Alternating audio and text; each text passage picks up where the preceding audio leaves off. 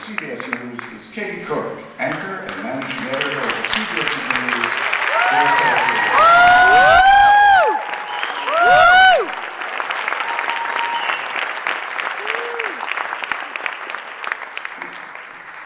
Hi everyone. Sorry. Good evening.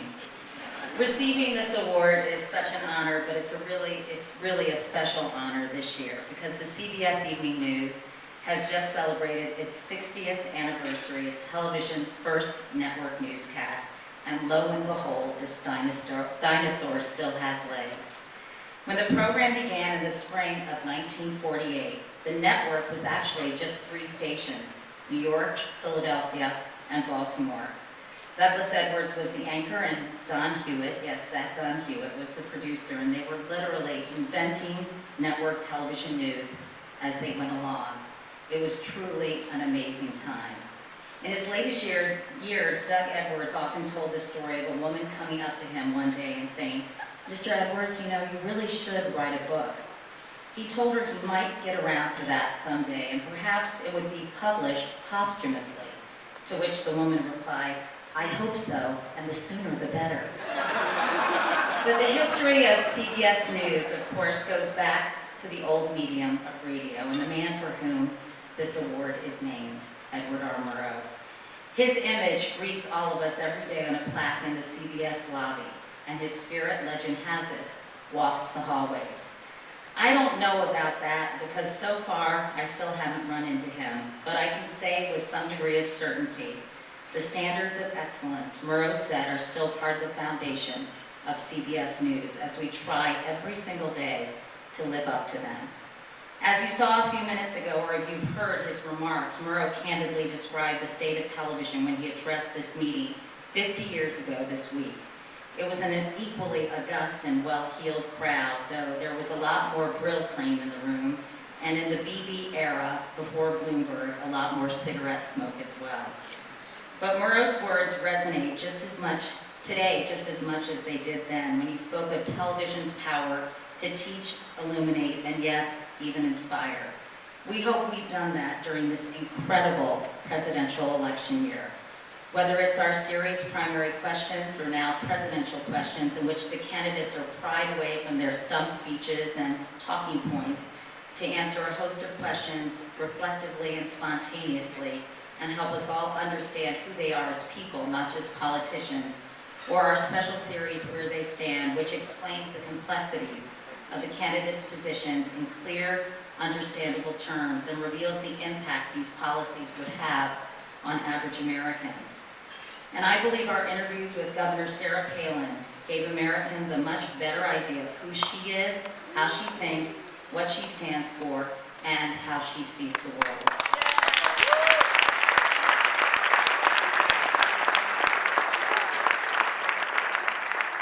We've tried to do all of these things against a backdrop of fairness in our political reporting.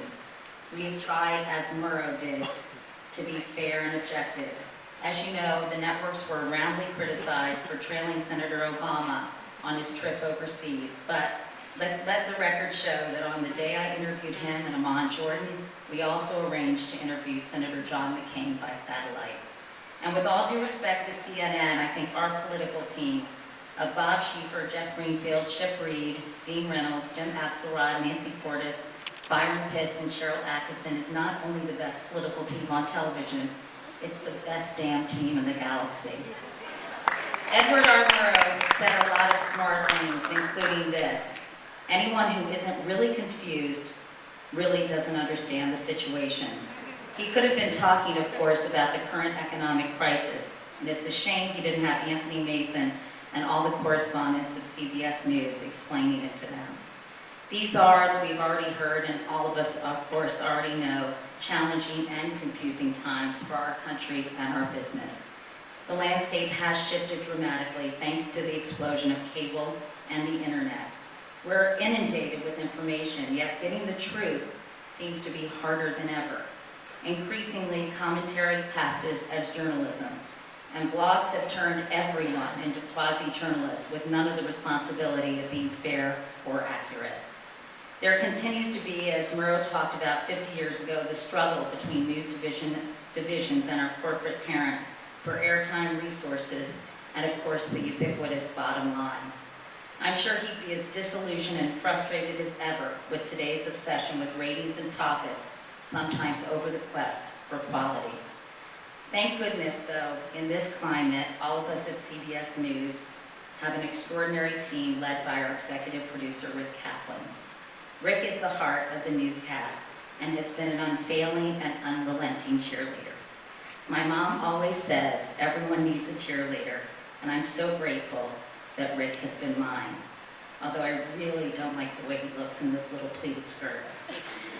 Rick guides an amazing group of dedicated correspondents, producers, writers, and editors, some of whom are here tonight. You all know who you are, and I hope you all know as well how grateful I am to work with you every single day. And I'd like to extend a quick thank you to Sean McManus, president of CBS News and Sports, two very big jobs, for giving us the wings to try to shape the evening news in new and exciting ways. 60 years ago, we were in black and white, now we're in color and, of course, high definition, but the mission Edward R. Murrow set out to accomplish really hasn't changed. In fact, it's clearer than ever. Murrow said half a century ago, our history will be what we make of it.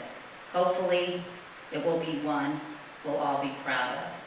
Thank you so much for this award and for honoring all the men and women of CBS News and recognizing the hard work they do every single day. Thank you.